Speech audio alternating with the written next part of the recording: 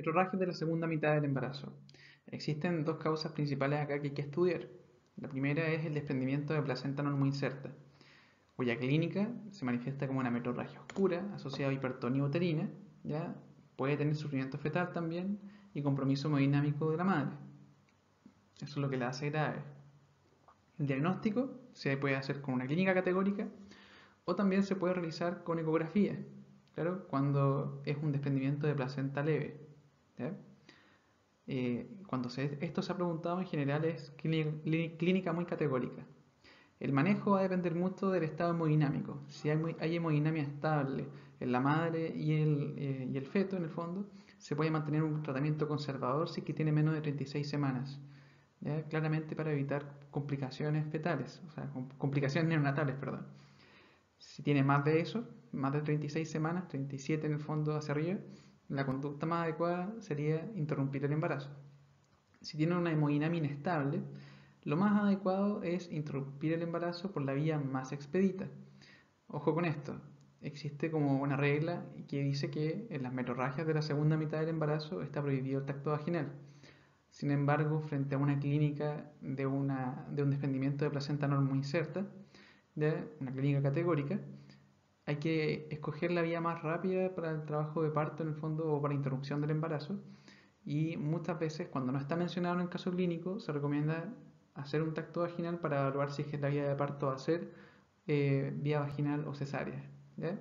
Ojo con eso, si el tacto vaginal está hecho, en el caso clínico, y les dicen que está en espinas o sobre espinas más 2, ya en espina 0, por ejemplo, eh, en esos casos en particulares no es necesario, o sea, no sería necesario esperar a que tenga un parto vaginal, sino que realizar una cesárea. Placenta previa. Por esto en realidad se contraindica el tacto vaginal, por la placenta previa. La clínica, en el fondo, es una metrorragia roja fresca, indolora, sin nada más, solamente metrorragia.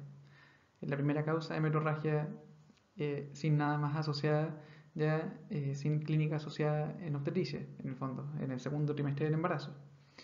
El diagnóstico es con la clínica más una ecografía compatible. ¿Ya? Recuerden que la ecografía en el fondo de la placenta previa me puede mostrar una placenta en distintas ubicaciones, que esto va a terminar cambiando a medida que vaya llegando al final del embarazo. Bueno, el tratamiento depende mucho. Si está hemodinámicamente estable la madre y el hijo, se puede mantener una conducta conservadora hasta las 37 semanas en el fondo e interrumpir por vía cesárea en general. ¿Ya? Si bien existen las placentas previas o oclusivas parciales o marginales, en el fondo lo mejor a contestar en una pregunta teórica de la UNACOM sería una cesárea. Y si está hemodinámicamente inestable, es interrupción vía cesárea. ¿Ya? Claramente, si es que tiene metrorragia y tiene menos de 34 semanas, también se podría recomendar dar corticoides y observar, ¿ya? Por 2 días para maduración pulmonar. Metrorragias intraparto. La primera es el desprendimiento prematuro de placenta normoinserta, que conversamos recién, y que por lo mismo, en el fondo, se hace el tacto vaginal para ver cuál sería mi conducta frente a esa paciente. La segunda es una rotura uterina, cuyos factores de riesgo siempre van a ser invasiones, en el fondo, más que invasiones, incisiones en el útero, por ejemplo, cesáreas previas, traumatismo o tener un parto prolongado. La clínica muchas veces se va a relacionar a un desprendimiento de placenta normoinserta, donde voy a tener un útero hipertónico en el que cede las contracciones uterinas, ya aparece mayor dolor aún del que ya tenía, se detiene el trabajo de parto, empieza a aparecer un choque hipovolémico, sufrimiento fetal agudo y se pueden palpar partes fetales. El tratamiento de esto es cesárea, claramente, a veces histerectomía si es que es muy grave la rotura. ¿Ya? Rotura de vasa previa. La rotura de vasa previa es cuando tengo embarazos múltiples o placentas previas en los cuales algunos vasos fetales quedan velados, en el fondo están solos en las membranas, y que cuando se realiza una ruptura artificial o ruptura espontánea de membranas se presenta una pequeña metrorragia sin dolor para la paciente, salvo que hay disminución claramente, o hay alteración del estado de bienestar fetal. ¿Claro? Clínica, metrorragia por ruptura de membranas espontánea o artificial, que empieza un sufrimiento fetal agudo importante, con un MEFI alterado, muchas veces con bradicardia, sin dolor para la madre. La conducta frente a estos casos es realizar una cesárea inmediata. Muy de la mano con esto, pero sin metrorragia, se encuentra la prosidencia de cordón, que la clínica es muy similar, como les dije, pero sin metrorragia. La conducta en este caso es realizar un tacto vaginal inmediato, claro, para hacer una reducción ya de esta protrusión de cordón y realizar cesárea. Claro, por lo tanto, hay que realizar cesárea, pero lo más importante es el tacto vaginal en este punto. Metrorragias del posparto inmediato. Se definen como aquellas metrorragias del posparto inmediato cuando hay más de una pérdida estimada mayor a 1000 ml de sangre, ya que eso es lo máximo tolerable en un parto. Causas acá hay varias. La primera de ellas es la inercia uterina, ¿ya? Cuyos factores de riesgo van a ser típicamente el trabajo de parto prolongado y la sobredistensión uterina. La clínica, en el fondo, va a ser un útero no retraído, o sea que está entre el proceso sifoides y el nivel umbilical, con metrorragia importante, ¿ya? Lo más importante frente a una inercia uterina es saber cuál es el manejo, como el orden de esto. Lo primero siempre, como lo puse acá, es administrar cristaloides. Entonces manejo. En primer lugar, administrar cristaloides. Segundo lugar, masajes uterotónicos, que son los mencionados, metil-ergonovina, oxitocina, ya, o prostaglandinas. Tercer lugar, revisión del canal del parto y cavidad uterina, o sea, primero manejo la inercia, ¿ya? Con masaje y con fármacos. Segundo lugar, si es que no me resulta esto y no hay mejora de la paciente a pesar de usar estos fármacos, tengo que ir a buscar otra causa, desgarros y restos placentarios. Luego de esto, si es que descarto esas causas, lo que sigue es realizar cirugía en el fondo, que es una laparotomía para poner suturas Bedelint a nivel de útero, ¿ya? Si eso no resulta, suturas vasculares, arterias uterinas, por ejemplo. Si eso ya no resulta en el fondo, o no hay embolización selectiva, que también puede ser un tratamiento efectivo, lo que sigue finalmente es la histerectomía. ¿Qué se pregunta en general de esto? Se ha preguntado este punto de acá, estos dos. ¿Ya? Recuerden, primero masaje uterotónico y después revisión del canal del parto. Y después de eso recién la laparotomía con las suturas Bedelint. No se pueden realizar de inmediato, ¿ya? O sea, eso no es lo primero. Manejo de restos placentarios, que otra causa de metrorragia posparto inmediato, es con legrado, ¿ya? Y manejo del desgarro del canal es con suturas. El acretismo placentario es otra causa también que puede provocar metrorragia del posparto. Acá simplemente mencionar que la placenta en el fondo puede tener distintos grados de invasión. Cuando es acreta es cuando está un poco más invadida de lo normal y el alumbramiento dura un poco más de lo que debería. Cuando está increta ya es cuando llega al miometrio, hipercreta es cuando atraviesa todo. El tratamiento puede ir desde una mayor tracción de los restos ovulares, un legrado o claramente cirugías si es que es necesario. Metrorragia del posparto tardío. Acá en general hay dos causas que hay que estudiar. Una es restos ovulares o persistencia de los restos ovulares. La segunda es la endometritis puerperal. El manejo en general es médico, con útero tónico, eso debería ser lo de elección. Ya el legrado hay que tratar de evitarlo, principalmente para disminuir el riesgo de sinequia uterina y por lo tanto riesgos de infertilidades futuras. La endometritis puerperal es polimicrobiana, ¿ya? Provoca leucorrea, fiebre y metrorragia, como está mencionado acá. El manejo en estos casos es con antibióticos, principalmente. Antibióticos que se usan son de amplio espectro, que cubren gram positivos, negativos y anaerobios. Por eso clindegenta es una de las elecciones. O amoxiclavulánico si es que es una paciente que se va de alta, en el fondo que está ambulatoria. El legrado posterior solamente si se requiere, ¿ya? Porque también voy a tener riesgo de presentar sinequia uterina o más complicaciones si es que intervengo. Rotura prematura de membranas. Esta es una de las patologías principales que hay que ver. Los factores de riesgo en general corresponden al parto prematuro previo, a la infección intrauterina, sobredistensión, procedimientos, etc. ¿Ya? El diagnóstico tiene una parte clínica, que es la secreción de líquido claro por genitales, que muchas veces se describe con olor a cloro. ¿Ya? También puede tener altura uterina disminuida, y la especuloscopía, si es que puede ser bastante útil para el diagnóstico, si es que ve salida de líquido claramente por el orificio cervical externo. Ahora, esta parte es bien discutida de cuáles son los exámenes apropiados, ¿ya?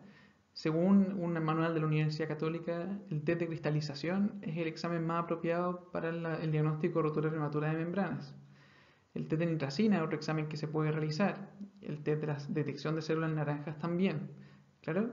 Sin embargo, también se ha propuesto que la detección de antígenos placentarios podrían ser útiles para el diagnóstico, superando al test de la cristalización. Sin embargo, estos antígenos placentarios tienen como una característica que es la siguiente.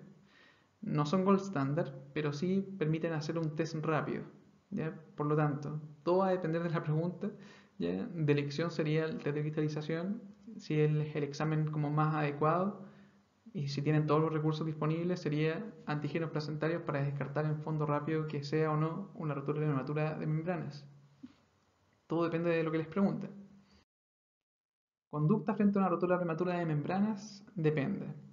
Más de 24 semanas lo que hay que hacer es interrumpir el embarazo con antibióticos profilácticos, como vamos a ver más adelante, para prevenir la sepsis neonatal. La interrupción del embarazo se debe realizar con misoprostol o también está la opción de la cesárea. Todo depende de los antecedentes de la paciente. Entre 32 y 34 semanas lo que hay que hacer es dar corticoides y antibióticos, ¿ya? También, aparte de esto, se realiza una amniocentesis para ver si es que hay o no una infección intramniótica, ya que si se descarta esta infección intramniótica, se mantiene una conducta expectante, pero si es que hay una infección intramniótica, lo que hay que realizar en este caso sería, en el fondo, dar los corticoides y antibióticos por 48 horas e interrumpir. Entre 24 y 32 semanas, corticoides y antibióticos más conducta expectante siempre, ¿ya? Menos de 24 semanas, antibióticos solamente y conducta expectante. Los corticoides no son tan efectivos en esas edades, aunque pueden ser efectivos desde las 23 semanas de todas formas. Infección intramniótica. Los agentes principales de esta infección en el fondo corresponden a micoplasmas, ureaplasmas, listeria y cándidas. Los micoplasmas y ureaplasmas se caracterizan por presentar rotura prematura ovular, ¿ya? O sea, estos son los agentes clásicos que producen la RPO. La listeria y la cándida tienden a no romper membranas y característicamente cambian el color del líquido amniótico. La listeria pone el líquido amniótico de color meconio. Claro, hace que el paciente libere el meconio antes. La cándida pone el líquido amniótico de color blanco, como una candidiasis, ¿ok?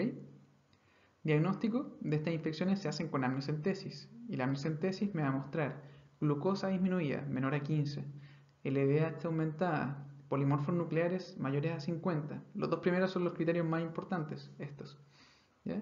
El GRAM puede ser útil en caso de listeria, pero en general no va a teñir nada, ya que los micoplasmas y ureaplasmas no tienen pared celular y por lo tanto no tiñen. Cultivo tarda mucho y por lo tanto lo hace poco útil en estos casos. Así que el diagnóstico con los primeros componentes que mencioné. Tratamiento depende mucho de cuántas semanas tenga la paciente. Si tiene más de 24 semanas, claramente interrupción del embarazo, igual que como vimos recién en rotura prematura ovular, si tiene cesárea o no, va a depender de eso. Con antibióticos profilácticos siempre, ya que tiene una infección intrauterina y aparte de eso, porque es un recién nacido o va a ser un parto prematuro. Entre 30 y 34 semanas, ¿ya? Es un corte distinto, antibióticos y corticoides por 48 horas y luego se interrumpe, ¿ya? Se interrumpe el embarazo por la vía que corresponda. En el fondo, si tiene antecedentes de cesáreas previas, por cesárea. Si es que no tiene antecedentes de cesáreas previas, lo que hay que hacer es indicarle entonces misoprostol, ¿ya? Menos de 34 semanas, antibiótico y corticoides por 48 horas solamente. Y después de eso, conducta expectante. O sea, se mantiene con antibióticos, sean estos corticoides por ese periodo, y se espera. Ojalá que no haga una coriamnionitis, que esa es la complicación más grave. Coriamnionitis. Los agentes son polimicrobianos, pero en general son iniciados por los agentes mencionados en infecciones intramnióticas. El diagnóstico es lo más importante acá, que se realiza con los criterios de Gibbs, ¿ya? Diagnóstico, criterios de Gibbs. Corresponden a tener una temperatura mayor a 38 grados más dos de las siguientes. que es sensibilidad uterina, leucorrea purulenta, taquicardia materna, taquicardia fetal y leucocitosis materna. ¿Ya? Con ellos hacemos el diagnóstico de coriamnionitis. ¿Y cuál es la conducta frente a una coriamnionitis? Lo más importante es hidratar, antibióticos e interrupción del embarazo por la vía más rápida. En este caso se tiende a pensar que es por vía cesárea, pero muchas veces la vía rápida puede ser también un trabajo de parto secundario a esta gran inflamación en el fondo, que haya contracción muscular.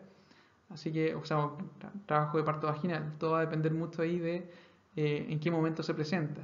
¿Ya? Así que ojo con estas preguntas, en el fondo vean el contexto para responder. ¿Ya? No es bueno aprendérselo mecánicamente. ¿Mm?